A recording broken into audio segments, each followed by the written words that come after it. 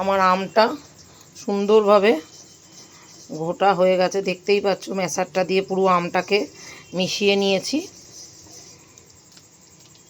দেখো।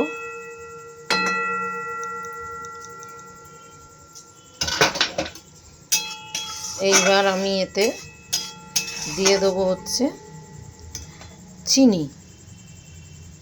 এখানে আমি একটু চিনির পরিমাণটা বেশিই দেবো, মানে আমি দুটো আম নিয়েছি, সেখানে আমি 400 450 মতন চিনি দিয়ে দেবো, দেখো। দিয়ে দিয়েছি।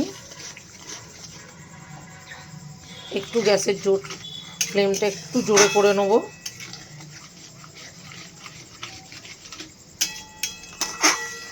এইবার চিনি ফুটতে হতে তোমরা দেখেছই যে বাজারের কাঁচা আমের জেলি একটু সবুজ ধরনের হয়। এই সময় আমি একটুখানি ফুড কালার 1-2 ফোঁটা মিশিয়ে দেবো কালারটা সুন্দর আনার জন্য। তো দেখো, আমি জেলির রঙটা সবুজ আনার জন্য সবুজ রং মিশিয়ে দিল। তোমরা ইচ্ছে হলে দিতে পারো, আবার নাও দিতে পারো, সম্পূর্ণ তোমাদের ব্যাপার। কিন্তু দেখো, ঘরোয়া পদ্ধতিতে কি সুন্দর আমি জেলিটা বানিয়ে নিলাম। তোমরাও এরকম চটজলদি বাড়িতে বানিয়ে ফেলো আমের জেলি, কাঁচা আমের জেলি। কাঁচা আম ফুরোনোর আগেই বানিয়ে ফেলো। এবার আমি এটা একটু ঘন করে নেব।